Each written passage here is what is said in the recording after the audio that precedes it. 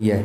तो ये पूरे गांव में मुनादी कराने के बाद आज 2 दिन के बाद हमारे पास इस तरह के 10 लोगों ने हमारे पास कंप्लेन ये की है कि पिछले 1 महीने में 10 पशु मरे हैं। कि भाई वैक्सीन लेट आई है और लेट लगानी शुरू करी है। देखिए आरोप लगाए सीधे कि भाई हॉस्पिटल से सीधी मेडिकलों के ऊपर जाती है दवाई और वहाँ से हमें महंगे रेट में दवाइयाँ मिल रही है। ये बात मेरे पास भी आई थी। मैं रोकना चाहूँगा, हाँ सरकारी तो नहीं है, फिर एक बात तो है ये सैंपल और नॉट फॉर सेल है, यानी ये बिकाऊ भी तो नहीं, बिकाऊ नहीं है। ना तो इसे हम जाके केमिस्ट को बेच सकते, ना ही वो मेडिकल रिप्रेजेंटेटिव इस टीके को जाके मेडिकल के ऊपर बेच सकता है।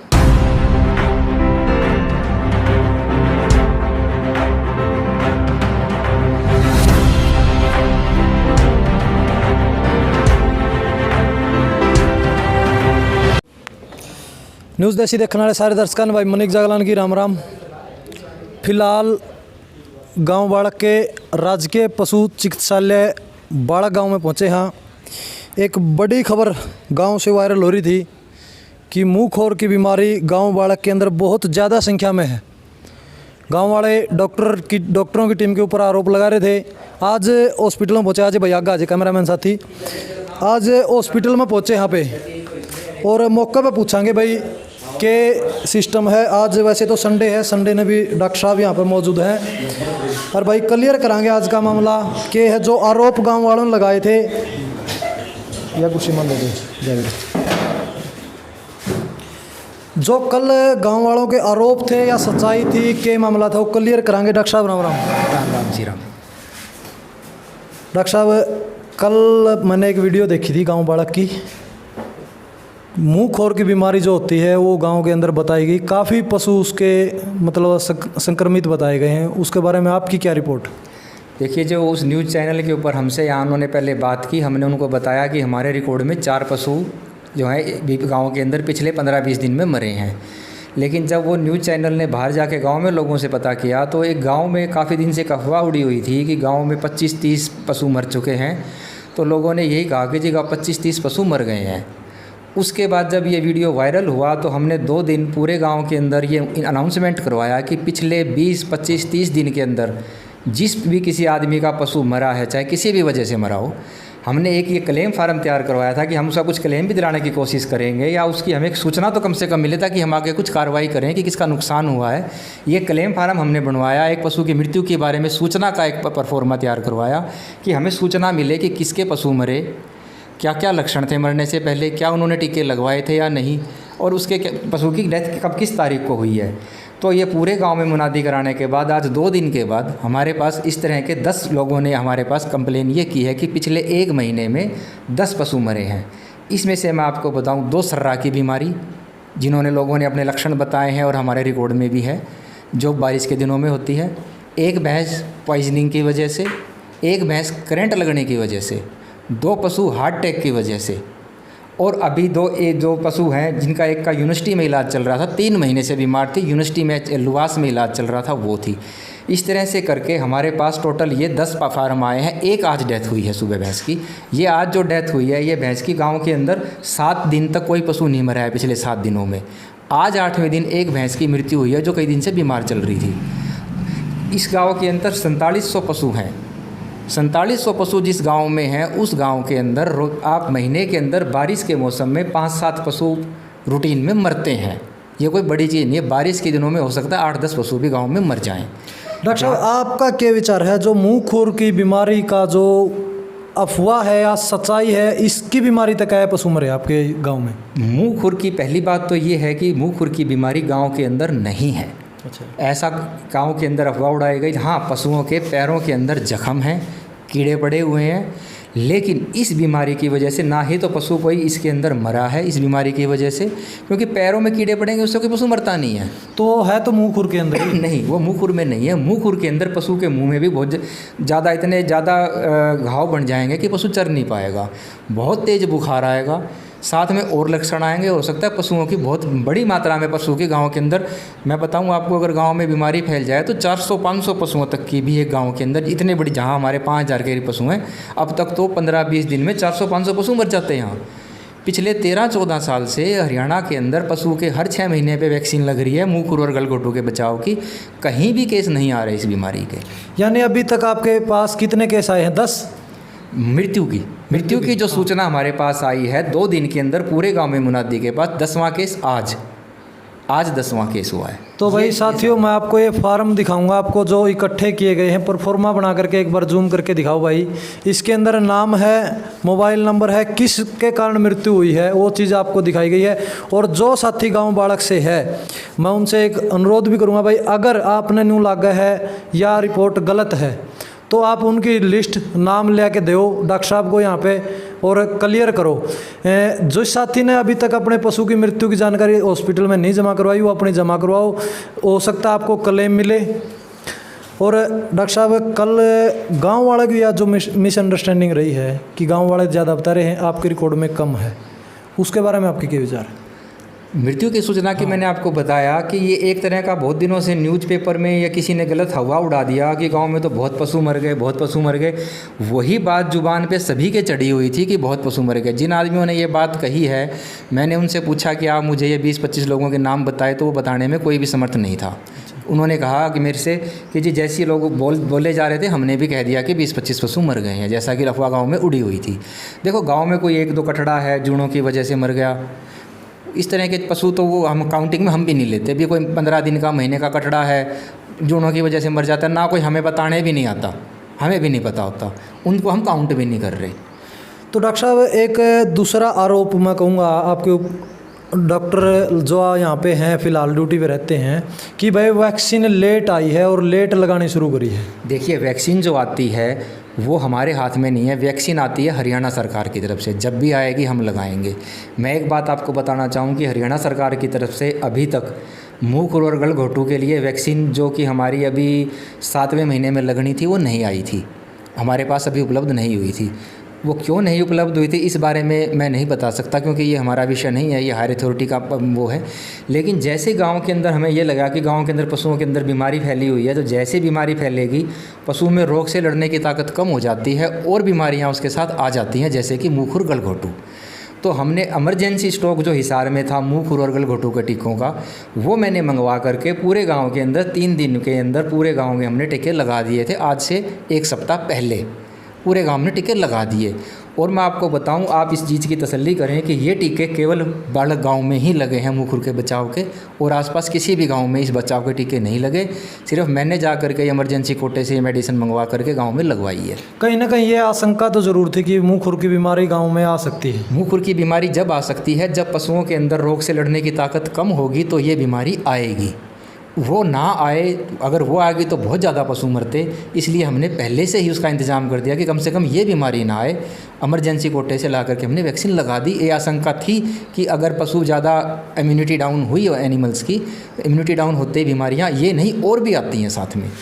और डॉक्टर साहब, एक बात यह सामने आई थी कि दवाइयाँ नहीं मिल रही हॉस्पिटल में, ऐसा क्या कारण है कि दवाइयाँ नहीं मिल रही? ऐसा है लोग, इसमें एक बहुत बड़ा कारण ये रहा है कि पहले ये हॉस्पिटल डिस्पेंसरी था। पिछले 4 साल पहले ये डिस्पेंसरी से हॉस्पिटल बन गया है। इसके अंदर मेरी वीएस की पोस्ट आई है, पहले VLDA की पोस्ट थी। तो लोगों के मन में एक ये बहुत बड़ी धारणा थी कि अब अस्पताल हमारा बड़ा हो गया है, अपग्रेड हो गया, तो बहुत दवाइयाँ आएंगी। मैं आपको एक बात बताऊं, पूरे हरियाणा के अंदर सभी अस्पतालों के अंदर एक जैसी दवाइयाँ आती हैं। जितनी दवाइयाँ, लोगों के मन में ये होता है कि हेल्थ डिपार्टमेंट में बहुत दवाइयाँ हैं, उन्हें बाहर से नहीं लानी पड़ती, तो सरकारी अस्पताल, पशु अस्पतालों में भी हमें बहुत दवाइयाँ मिलेंगी। दवाइयाँ बहुत लिमिटेड सी आती हैं। ऐसा भी टाइम आता है कि हमारे पास जूड़ों की गोली भी नहीं होती, कई बार नहीं होती। मोस्टली डिपार्टमेंट हमें पहुँचा देता है। कई बार कीड़ों का तेल भी नहीं मिलता, हमें ख़त्म हो जाता है। जो दवाई आती है हम उसका बाकायदा रिकॉर्ड होता है कि किस तारीख को आई, कितनी आई, किसको दी। और मेरा रिकॉर्ड मैंने ऐसा बनाया हुआ है कि जो भी इंजेक्शन, क्योंकि देखो अब जूड़ों की गोली, कीड़ों का तेल, फिनाइल चीज़ें, ये इनका रिकॉर्ड हम नहीं इतना वो बना पाते कि किसको दिया सिर्फ लिखते हैं, मोबाइल नंबर नहीं लिखते। कोई भी इंजेक्शन जिसकी कीमत थोड़ी सी होती है 50-60 रुपये तक की कीमत का, कोई भी टिक्का है, दवाई है, वो हम जिसको भी देते हैं उसका मोबाइल नंबर तक मैंने OPD के अंदर डाला हुआ है। आप जब भी कभी भी, कोई भी, आप नहीं, कोई भी मीडिया का आदमी, कोई भी गांव का आदमी कभी भी आकर के उस रिकॉर्ड को चेक कर सकता है कि पिछले 1 साल में, 2 साल में, जिस साल का भी कहूँगे जी, कितनी दवाई आई, किस किस को दी। मोबाइल नंबर के साथ तसल्ली कर ले फ़ोन करके कि आपको सरकारी अस्पताल में क्या ये टिक्का गोली कुछ मिली थी, और क्या उन्होंने पैसे लिए थे। लेकिन दवाइयाँ बहुत कम आती हैं, जो कि इतने बड़े लोगों जो जहाँ गांव के अंदर 4700 पशु हैं उनके हिसाब से दवाइयाँ काफ़ी कम मिलती हैं हमें। तो भाई ये तो कहीं ना कहीं डिपार्टमेंट की कमी मानेंगे, क्योंकि हॉस्पिटल के अंदर अगर दवाई नहीं पहुंचेगी तो डॉक्टर कहां से देंगे। तो डॉक्टर साहब आपके पास फ़िलहाल आपके साथ कितना स्टाफ है? मेरे पास एक VLDA है, एक हमारे पास एनिमल अटेंडेंट है, और एक VLDA और एक एनिमल अटेंडेंट हमारे पास किरोड़ी जो इसके गांव हॉस्पिटल के साथ लगता है वो है, जो हमारी मदद के लिए कोई भी काम हो तो आते हैं। और डॉक्टर साहब एक बात सामने गांव के अंदर मैं गया था, मैंने फीडबैक लिया लोगों का, तो ये बात बोल रहे हैं कि दवाई जो आती है हॉस्पिटल की, आरोप लगाएं सीधे कि भाई हॉस्पिटल से सीधी मेडिकलों के ऊपर जाती है दवाई और वहाँ से हमें महंगे रेट में दवाइयाँ मिल रही हैं। ये बात मेरे पास भी आई थी कि भी आप जो है आपकी दवाइयाँ यहाँ नहीं बल्कि मेडिकल पे सेल हो रही हैं। ये चीज़ मैं आज आपको बहुत अच्छी तरह क्लियर करना चाहूँगा कि ये मामला क्या है। कि ये एक आप अगर जूम करो तो ये एक इंजेक्शन है। देखो भाई एक बार जूम करके इसको देखो। इस पे लिखा हुआ है कि physician sample not for sale. ये वो सैंपल है जो कि मेडिकल रिप्रेजेंटेटिव हमें आकर के देकर जाते हैं, जी हमारी कंपनी का ये टीका है, इसका ये रिजल्ट है और ये काम करेगा, आप ये टीका आप वो हमें फ्री दे के जाते हैं कि जी आप किसी पशु के लगाओ, रिजल्ट देखो, आपको अच्छा लगे तो हमारी ये दवाइयाँ इसकी आप लिखना।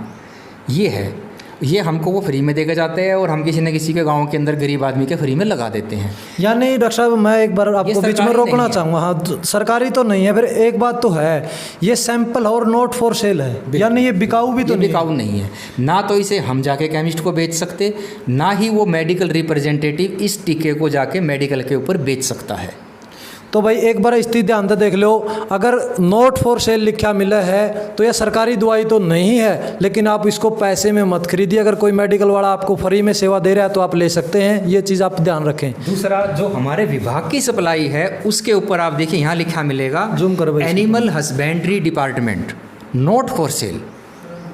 हमारे डिपार्टमेंट का नाम आएगा उस पर। अच्छा, ये सरकारी दवाई आप दोनों में अंतर देखिएगा। हाँ जी, ये सरकारी दवाई है, ये आपको अगर कहीं मिल जाए मैं जिम्मेवार हूँ। अच्छा, animal husbandry not for sale सरकारी दवाई, physician sample not for sale ये प्राइवेट है, मेडिकल रिप्रेजेंटेटिव से दिया हुआ। वो भी फ्री है, वो भी फ्री है। भाईचारे में हम भी फ्री लगाते हैं, जहाँ भी होगा फ्री होगा। ये सिर्फ एक ट्रायल के लिए दी जाती है, भी आप लगा के देखिए असर है या नहीं है, तो हमारी लिखो। तो भाई बड़ा अच्छा तरीका डॉक्टर साहब ने बताया, आपको जूम करके भी दिखाया। नॉट फॉर सेल जिसके ऊपर लिखा आप वो पैसे में मत लीजिए। तो डॉक्टर साहब जो बीमारियां फिलहाल आने लग रही है, एक आपने जोड़ देखा हुआ इस गांव का जी, तो उसमें पानी थोड़ा ख़राब बताया जा रहा है, उसका भी कुछ कारण है क्या बीमारी? देखो बिल्कुल उसका कारण है। हमने बहुत दिन से मुनादी ये भी कराई हुई है कि आप अपने पशु कुछ दिन तक जोड़ में ना लेके जाएं, क्योंकि जिस पशु के पैरों में कीड़े पड़े हुए हैं, जख्म है, अगर वो गिल्ला होगा जोड़ में जाएगा तो वो जख्म नहीं भरेगा, उसमें कीड़े पड़ेंगे। या कोई भी ऐसी बीमारी जो एक पशु से दूसरे पशु में अब फैल जाती है बारिश के मौसम में, अगर वो पशु जोड़ में जाएगा, गोबर पेशाब करेगा, दूसरा पशु जाएगा तो वो बीमारी उस पशु में भी जाएगी, गांव में बीमारी और ज़्यादा फैलेगी। तो दूसरा गांव का जो जोड़ है, इसमें मछली वगैरह का भी दिक्कत है, तो जहाँ घाव होगा पशु के वहाँ मछली भी अटैक कर सकती है, उस घाव को और बढ़ा देगी। तो पशुओं से हमने गांव में बहुत रिक्वेस्ट किया है, मेरी रिक्वेस्ट है आप जाते हुए गांव में देख के जाना कि जोड़ के अंदर अभी भी हमारे कहने के बाद भी, मुनादी के बाद भी लोग नहीं मानते, और कितने पशु जोड़ के अंदर आपको आज भी मिल जाएंगे। बिल्कुल, ये चीज़ तो मैंने देखी, अभी भी काफ़ी पशु जोड़ के अंदर डॉक्टर साहब हैं। तो डॉक्टर साहब इस बीमारी की रोकथाम जो आपने जोड़ की बता दिया, और कोई कारण है जो मतलब जिसकी गलतियाँ कर रहे हैं लोग जो अब जो है ना, मेन चीज़ यही है कि एक अफवाह उड़ा दी गई, जो वो बहुत बड़ी गलती है गाँव के अंदर। उसमें एक मेरी भी इमेज गाँव हमारे विभाग में ख़राब हुई, मेरे भी ऊपर से जवाब तलबी हो रही है कि आपके गांव में इतने पशु मरे। वो फ्लो में लोगों ने कैसे बोल दिया। मेरी रिक्वेस्ट करूंगा आपके चैनल के थ्रू कि जिन लोगों ने ये बात कही है, आप प्लीज़ उनसे दोबारा जा कर के ये कहिएगा कि जो ये 20-25 पशु मरे हैं या आपने कैसे कहे, अगर वो सच है बोल रहे हैं तो उनसे उन लोगों की लिस्ट लीजिएगा, मेरे को दीजिएगा, हमारे रिकॉर्ड में वो पशु आएँ, या फिर वो हमसे ये कहें जी हमने मतलब वैसे बाय मिस्टेक या फ्लो में या अफवाह उड़ रही थी तो हमने भी कह दिया कितने पशु मरे हैं।